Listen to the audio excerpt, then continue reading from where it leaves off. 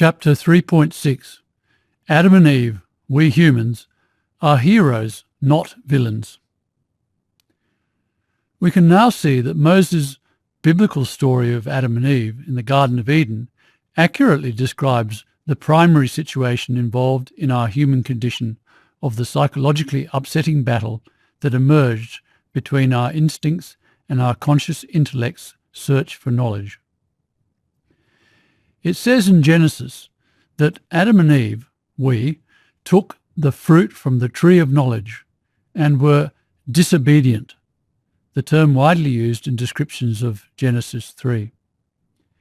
In other words, we developed a conscious mind and free will. But in that pre-scientific story, it says Adam and Eve then became perpetrators of sin and as a result were banished from the Garden of Eden, of our species' particular cooperative and loving, innocent, Edenic, instinctive state for having become evil. Whereas this scientific presentation reveals Adam and Eve to be the heroes, not the villains they have so long been portrayed as. So while humans are immensely upset, that is, immensely angry, egocentric and alienated, we are good and not bad after all. Yes, this explanation finally allows us to see that our conscious mind that caused us to take the fruit from the tree of knowledge is not the sinful, evil villain it has so long been portrayed as.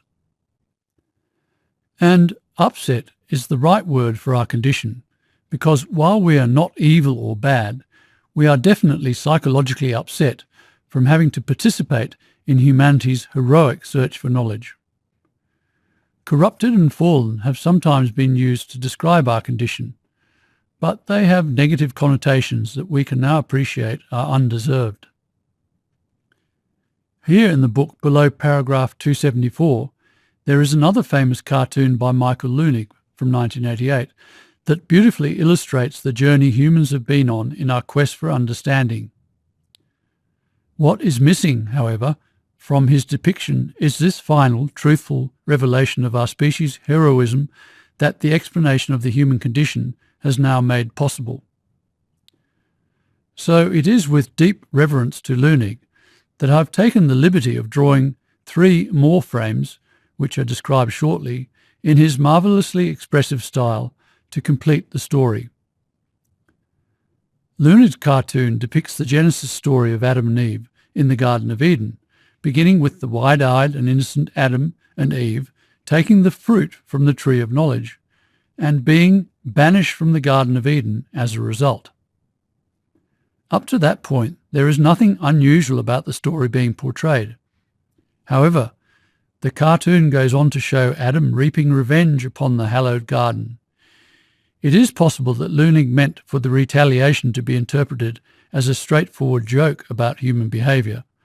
You kick me out, I'll get even. But surely there is a deeper truth to the retaliation that accounts for the cartoon resonating with so many people. Hasn't Leunig got to the truth that lies at the very heart of the issue of our human condition and summarised that truth in the most succinct way possible using the story of the Garden of Eden? Hasn't he captured the underlying feeling that we humans have of being condemned as fundamentally evil and God-disobeying when in our heart of hearts we don't believe we are? And hasn't he captured the psychotic and neurotic anger that feeling of unjust condemnation has caused us? This is a deservedly celebrated cartoon, for, as emphasised, we humans have been unjustly condemned for some 2 million years. So how deeply, deeply angry must we be inside ourselves, having had to live undefended on this planet for so long? Wouldn't and shouldn't we be as angry as Leunig has depicted us in this cartoon? To analyse the cartoon's elements more closely, in the 4th frame, Adam is shown fuming with rage and resentment for being evicted, implying that he doesn't believe it is deserved, and deciding that he has no choice but to retaliate against the injustice. He can't be expected to just sit there and take it. He has to find some way of demonstrating that he doesn't accept as true the criticism that he is fundamentally bad. And so a vengeful Adam returns with his chainsaw to raze the garden. The guardian angel is in tears at the wanton destruction, and we can see that Eve is similarly distressed by his actions. This lack of empathy by women for men's immensely upsetting battle to defy the ignorance of our instinctive self, which Leunig has so honestly expressed here, will be explained in chapter 8.11b. But Adam's expression and body language shows the enormous relief and satisfaction his retaliation brings him. In giving the guardian angel the finger in the 8th frame, he's symbolically saying, "Go to hell, you bastard, for unjustly condemning me." But, above all, in the expression of extreme anger on Adam's face, Leunig has revealed just what 2 million years of being unjustly condemned by the whole world has done to us humans. Yes, since the sun, the rain, the trees, and the innocent animals are all friends of our original innocent instinctive self or soul, through that association they too have condemned us, which is why Adam's retaliation against nature for its unjust condemnation of him has left the whole natural world such a wasteland. We burnt the scrub, tore down the trees and dumped rubbish, pollutants and cement over what was left of nature, and we murdered animals who, in their innocence, condemned us. For example, Time magazine reported in 2013 that there has been 5,843 square kilometres of Amazon rainforest reportedly lost to deforestation from August 2012 to July 2013. Activists blamed the 28% rise in 1 year on looser environmental laws. The deeper truth being that if we humans weren't so hateful and couldn't care less, we wouldn't destroy pristine rainforests like this. Similarly, the diary of the legendary White Hunter, the suitably named J.A. Hunter, reveals that he dispatched 966 rhinos from August 29, 1944 to October 31, 1946. That's the equivalent of nearly 10 rhinoceroses every week for more than 2 years that he shot to death. Incidentally, we can see here how, if we really wanted to save the environment, that hugging trees and patting dolphins wasn't going to do it. Pretending to be loving and kind and considerate could make us feel good, but it was never going to fix anything. To save the planet, we had to find the understanding that would end the underlying upset in us humans. We had to confront the issue of us, the human condition, not find ways to delude ourselves we were good so we didn't have to confront that issue. Pretense, delusion, and escapism got us nowhere. In fact, it made the situation the human race is in much, much worse, because it hid the real issue of the immensely psychologically upset state of the human condition. So yes, while we have learnt to conceal how upset we are, learnt civility, underneath that facade of restraint and delusion lies the level of anger Leunig has portrayed. It really has been a case of give me liberty or give me death, no retreat, no surrender, death before dishonour, no guts, no glory, do or die, die on your feet, don't live on your knees, never give in, better to reign in hell than serve in heaven. You can stand me up at the gates of hell, but I won't back down, as the sayings go. We were never going to give in to our instinctive self or soul. We were never going to accept that we were fundamentally bad, evil, worthless, awful beings. We weren't going to wear that criticism. For if we did, we wouldn't be able to get out of bed each morning and face the world. If we truly believed we were fundamentally evil beings, we would shoot ourselves. There had to be a greater truth that explained our behaviour, and until we found it, we couldn't rest. And so every day we got out of bed, we took on the world of ignorance that was condemning us. We defied the implication that we are bad. We shook our fist at the heavens. In essence, we said, one day we are going to prove our worth, explain that we are not bad after all. And until that day arrives, we are not going to back down. We are not going to take the ignorant, naive, stupid, unjustified criticism from our instincts, or from integrative meaning or God. No, we are going to fight back with all our might. And that is what we have done. That is what every conscious human that has ever lived has done. And because we did, because we persevered against all the criticism, we have now finally broken through and found the full truth that explains that humans are wonderful beings after all. In fact, not just wonderful, but the heroes of the whole story of life on Earth. Now, at last, we can finally understand that the Greek playwright Sophocles was right when he wrote that there are numerous wonders in the world, but none more wonderful than man. This is because our fully conscious mind is surely, given its phenomenal ability to understand the world, nature's greatest invention. So for us humans, who were given this greatest of all inventions to develop, to be made to endure that torture of being unjustly condemned as bad or evil for doing just that, and to have had to endure the torture for so long, some 2 million years, has to make us the absolute heroes of the story of life on Earth. We were assigned the hardest, toughest of tasks, and, against all the odds, we completed it. We humans are the champions of the story of life on Earth. We are so, so wonderful. In Chapter 1.3, the story of Don Quixote was used to illustrate the stupendous courage of the human race. This 1796 painting by Turner, titled Fisherman at Sea, reproduced here above paragraph 278, showing a group of humans huddled together in a small lone boat, being storm-tossed around in the dark and tumultuous seas, is an equally powerful portrayal of how absolutely incredibly heroic the human race has been, huddled together as best we could for some reassurance, and with a few provisions, while we struggled through 2 million years of terrifying darkness and tumultuous storms.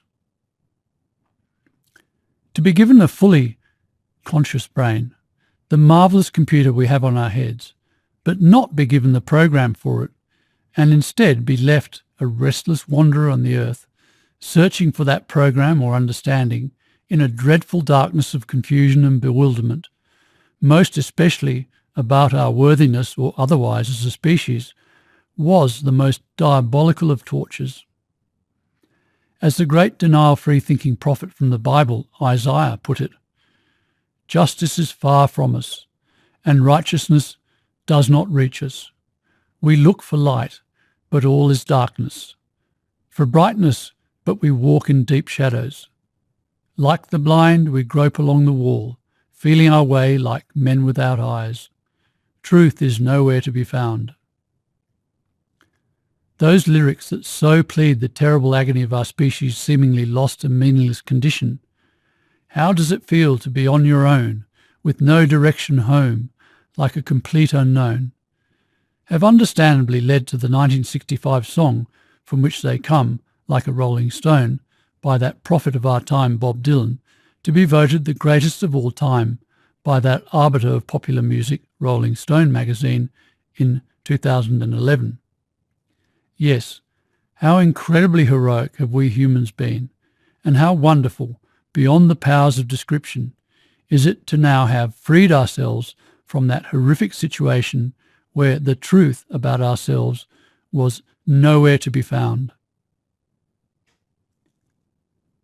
So, the essential truth that has now at last been explained is that we should never have been thrown out of the Garden of Eden in the first place. which is why, to return to Looney's cartoon, I've taken the liberty of drawing 3 additional frames to complete the story. The first edition depicts Adam and Eve beckoning to the guardian angel to return, while the second shows them explaining to the angel the irrefutable, first principle-based biological reason why humans are not fundamentally evil, in fact explaining, as I have just done, that we are the absolute heroes of the story of life on earth, an explanation that so affects the angel that it starts to cry out of regret and sympathy. In the third and final frame, we see the angel taking Adam and Eve, the human race in effect, by the hand and apologetically escorting us back to the Garden of Eden.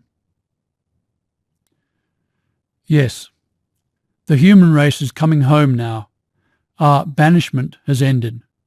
We are no longer strangers in paradise, as the popular song from the 1953 musical Kismet says.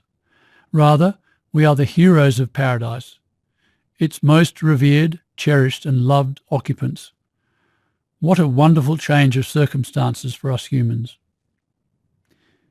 Here in the book, above paragraph 280, appears a detail from the creation of Adam, Michelangelo's famous masterpiece that adorns the ceiling of the Sistine Chapel in the Vatican City in Rome. The detail shows the fingers of God and man stretched out towards each other and nearly touching. In interpretations of the painting, God is said to be in the process of creating Adam, yet it can also be construed as God and man reaching out to each other. Since we can now afford to acknowledge that God is the personification of the integrative, cooperative, selfless, harmonious, ideal values of life, then with the reconciling understanding of our less than ideal human condition afflicted state found, the outstretched fingers of God and man have finally touched. Our seemingly ungodly upset anger, egocentricity and alienation resulted from our participation in humanity's heroic search for knowledge. Yes, it turns out that in that classic 1980 American film The Blues Brothers, for all their wild, off-the-wall, upset behaviour, the Blues Brothers really were on a mission from God, as they kept telling everyone they encountered.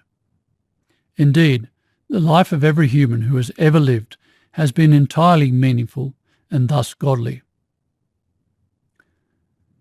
Another universally iconic symbol that can now be interpreted through the truthful lens that this explanation allows is the Statue of Liberty that stands so proudly in New York Harbor.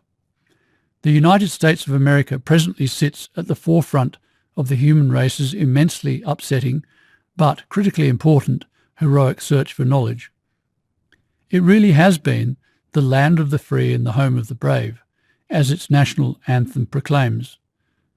So it is entirely fitting that this symbol of the USA is such a brave one because it has been so difficult maintaining the freedom or liberty necessary to continue the upsetting or corrupting search for knowledge.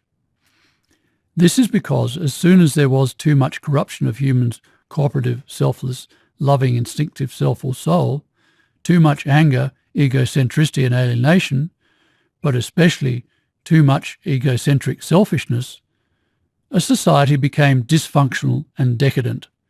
And then, in a bid to counter that dysfunction, it became oppressive and restraining of the freedoms each person needed to continue the corrupting search for knowledge. Yes, you had to be brave to avoid giving up the corrupting search for knowledge and maintain the freedom needed to continue humanity's heroic search for knowledge. And the story of the human race as a whole is that it has never completely abandoned that corrupting search for knowledge, and as a result of that tenacity, it has now finally succeeded in finding the particular knowledge it was in search of, namely the explanation of the human condition, the reconciling, ameliorating, peace-bringing understanding of why humans are good and not bad.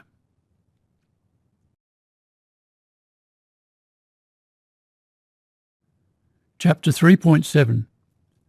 Our instinctive moral conscience has been a sharp accuser but a helpless friend.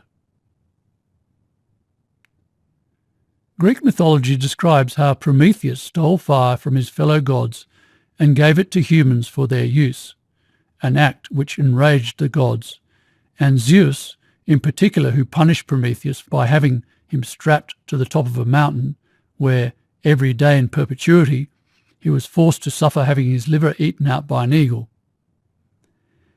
In light of what has been revealed, we can now understand that in this story fire is the metaphor for the conscious intellect, as it is in many mythologies.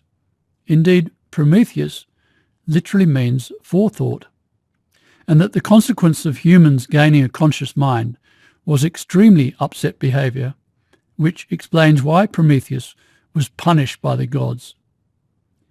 In their eyes, his gift to humans of consciousness was responsible for the corruption of the human race, for our falling out with the godly ideals. Yes, for 2 million years, our intellect has been seen as a villain of the piece, while our instinctive self or soul's moral conscience was held up as the epitome of goodness. But the truth, which we can now finally explain, turns out to be the exact opposite, in the sense that it was our instinct's unjust criticism that caused us to become upset. This paradoxical turn of events, in which our good side is revealed to have been the bad side, is the theme of the crime writer Agatha Christie's famous play, The Mousetrap. The play is just another whodunit murder mystery, and yet it is now the longest-running play in history, having been performed continuously since opening in 1952. Indeed, the play's enduring popularity is such that it celebrated its 60th anniversary in 2012 with a global tour. All enduring myths and stories contain truths that resonate, and in the case of The Mousetrap, the police inspector involved in the murder investigation, who is held up throughout the play as a pillar of goodness and justice, is revealed at the very end to be the culprit. It is the essential story of humanity, where the apparent ideals of our original instinctive self or soul's selfless, loving world are revealed, at the very last moment, to have been the unjustly condemning influence. As with so many aspects of the human condition, the truth was not as it appeared. We discover at the very end of our journey to enlightenment that conscious humans, immensely corrupt as we are good and not bad after all. And that which was good, our moral conscience, turns out to be the cause of our sin. The same essential paradox appears in G.K. Chesterton's 1908 masterpiece, The Man Who Was Thursday, in which a policeman representing the good side has to infiltrate and expose the sinister members of a quintessentially corrupt organisation. But, as the tale unfolds, each of the apparently corrupt members are revealed to be forces for good, commissioned to fight evil. The poet, Alexander Pope, acknowledged the pain, guilt and frustration caused by the unjust criticism emanating from our species' instinctive moral conscience, when he wrote in 1733, "Our nature, conscience, is a sharp accuser but a helpless friend." It was a sentiment echoed by William Wordsworth in his great 1807 poem, Intimations of Immortality. "High instincts before which our mortal nature did tremble like a guilty thing surprised." Albert Camus was another who felt the sting of the criticism from our naive, ignorant, innocent soul when he asked whether innocence, the moment it begins to act, can avoid committing murder. Considering then how unjustly hurtful our instinctive self or soul has been, it is little wonder we learnt to psychologically block it out, deny and bury it, to the point where we now refer to it as the child within and the collective, shared by all instinctive, unconscious. Indeed, if we look at the situation from the perspective of our original, unconditionally selfless, all-loving, moral instinctive self or soul for a moment, we can begin to appreciate just how enormous the schism between our instinctive soul and conscious mind has been. Imagine then what a shock it was for our all-loving moral instincts when our conscious mind began searching for knowledge and became angry, aggressive, selfish and competitive. Our soul would have been absolutely mortified, as children are today, by the extreme imperfection of human behaviour. Our soul would have been utterly bewildered and distressed, completely overcome with shock and disappointment, absolutely devastated. Why, when all our behaviour has been so cooperative, loving and perfect, and our world so happy and content as a result, are you, our conscious mind, doing this? This is so wrong, is how our soul has perceived the situation. Unable to explain our divisive behaviour, we conscious humans have never allowed ourselves to properly consider the hurt that behaviour has caused our moral soul. But now that we can at last explain our upset state, we can afford to do so. Yes, when our conscious mind emerged and the angry, aggressive, selfish and competitive behaviour started to appear, our original, all-loving and all-sensitive instinctive self experienced the most profound shock imaginable. Our soul has been completely distressed and overwhelmed by this turn of events. Why is this happening? This behaviour simply must stop. This is absolutely wrong. Our soul has been in tears of distress and disappointment, utterly overcome with unhappiness. But what was happening had to go on. The upsetting search for the knowledge that would liberate our species had to continue. To return, however, to viewing the situation from the perspective of our conscious intellect, this sharp accuser, these high and mighty innocent instincts that made us tremble like a guilty thing, have been murderous and thus completely unbearable. So we simply had to block our moral instinctive self out. Otherwise we would die from the pain, the shame, the mortification, the guilt it was causing us. So the extent of our soul's unhappiness with us, which was of a level of extreme unhappiness, is the extent we, our conscious mind, had to block out and become alienated from it, which is, it follows, a level of extreme alienation. As a species, we are extremely soul-repressed or psychotic, and extremely mentally committed to living in denial or neurotic. R.D. Laing was right when, as mentioned earlier in paragraph 123, he described humans as being a shriveled, desiccated fragment of what a person can be. Between us and it, our true selves or soul, there is a veil which is more like 50 feet of solid concrete. The outer, divorced from any illumination from the inner, is in a state of darkness. We are in an age of darkness. The state of outer darkness is a state of sin, that is, alienation or estrangement from the inner light. We are bemused and crazed creatures, strangers to our true selves, to one another, and we are dead, but think we are alive. We are asleep, but think we are awake. We are the halt, lame, blind, deaf, the sick, but we are doubly unconscious. We are mad, but have no insight into the fact of our madness. We have certainly been, as Plato said, enshrined in that living tomb which we carry about, now that we are imprisoned. But again, our conscious intellectual self simply had no choice but to block out our instinctive self or soul, to banish it to our subconscious, where it only now occasionally bubbles up in dreams and on other occasions when our conscious self is subdued, such as when praying or meditating. As Carl Jung wrote, "The dream is a little hidden door in the innermost and most secret recesses of the soul, opening into that cosmic night which was psyche long before there was any ego consciousness. That preeminent philosopher, Sir Lawrence van der Post, also wrote in his 1986 book, A Walk with a White Bushman, about the repression of our soul when he acknowledged that human beings know far more than they allow themselves to know. There is a kind of knowledge of life which they reject. Although it is born into them, it is built into them. And in talking about how human psychosis and neurosis develops, the psychiatrist D.W. Winnicott wrote that the word unconscious has been used for a very long time to describe unawareness.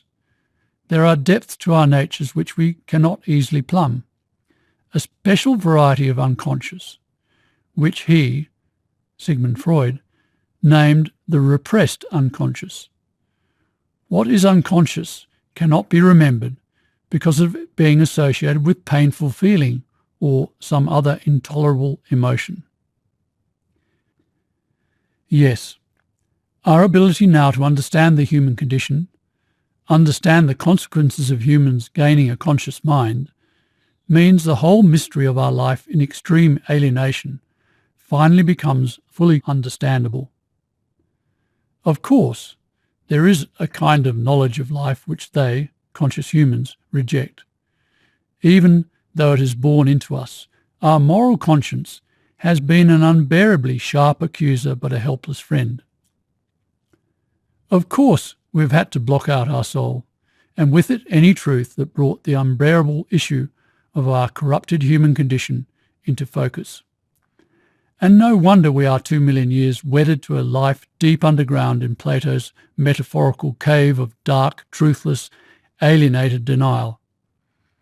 And given how precious, indeed life-saving, that blockout or denial has been, and how practiced and habituated we are in applying it, it is no wonder it has been almost impossible for anyone to break through that denial, actually confront the human condition and find the liberating explanation of it, and, further, that there has been so much resistance to having all that denial demolished and exposed. Tragically, we had no choice other than to suppress our all-sensitive, unconditionally selfless, all-loving, although unloving of our intellect's need to search for knowledge, soul. As the saying goes, we hurt the one we love.